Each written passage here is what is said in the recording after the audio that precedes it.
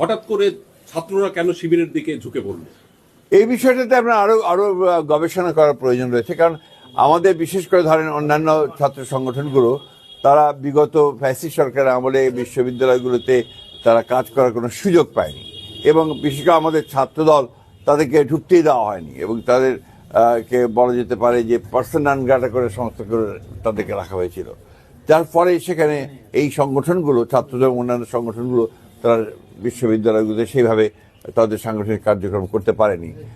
আর আরেকটা বিষয় যেটা আমি খুব জোর দিয়ে বলতে চাই, যে বিশ্ববিদ্যালয়ের নির্বাচন এটা আপনার জাতীয় নির্বাচনে কখনোই কোনোদিনই আপনার কোনো প্রভাব ফেলেনি।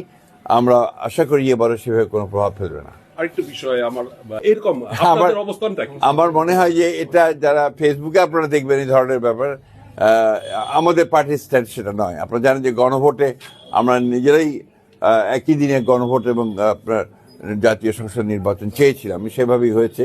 এবং এই সংসদের আপনার যে সংস্কারগুলো নিয়ে গণভোট হচ্ছে, সেই সংস্কারগুলো তো আমারই আপনার বহু আগে আপনার 2016 সালে এবং 2023 সালে 31 দফার মাধ্যমে আমরা সেটা জাতির সামনে প্রস্তাব তুলে ধরেছিলাম। সুতরাং সংস্কার তো আমাদের মজ্জাগত, সংস্কারকে চলমান প্রক্রিয়া, সেখানে সংস্কার থাকবে, সেখানে না বলার তো কোনো কারণ আছে বলে আমার কাছে মনে হয় না।